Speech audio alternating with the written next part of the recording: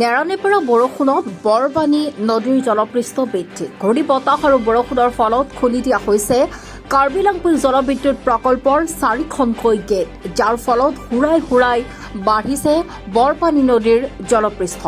পানীৰ সোঁতে উটুৱাই নিলে শিঙিমাৰী বজাৰৰ পাৰঘাটৰ বাঁহৰ দলং।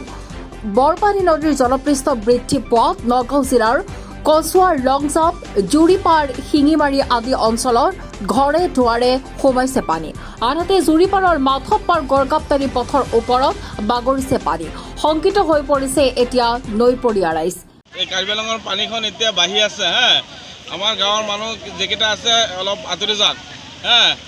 এই পানী বহুত বাঢ়ি আছে, এতিয়া মানুহকেইটা আঁতৰি যাব লাগে। এইটো আমাৰ কাৰ্বি আংলঙৰ বৰপানী নদী হয়। এইটো আমাৰ সেই জুৰিপাৰৰ ৰাস্তা হয়। ইয়াত আমাৰ মন্দিৰ আছে যে, এই মন্দিৰৰ কিনাৰত বহুত গাঁৱত যাব। আমাৰ জুৰিপাৰ গোটেইকেইটা গাঁৱত গুচি যাব পানীখন। আৰু তিৰালি বন্ধত যাব, আৰু এই আপোনাৰ এই পুটিমাৰী বন্ধত যাব, গৈ পাব। পানী বাঢ়ি আছে, বহুত বাঢ়ি আছে। সোমাব সম্ভৱ আছে, সোমাই আছে আৰু সোমাব, বহুত ডাঙৰ হৈ যাব পানীখন। কামপুৰৰ পৰা গুলজাৰ হুছেইনৰ ৰিপৰ্ট, নিউজ ৰিপৰ্ট টুডে।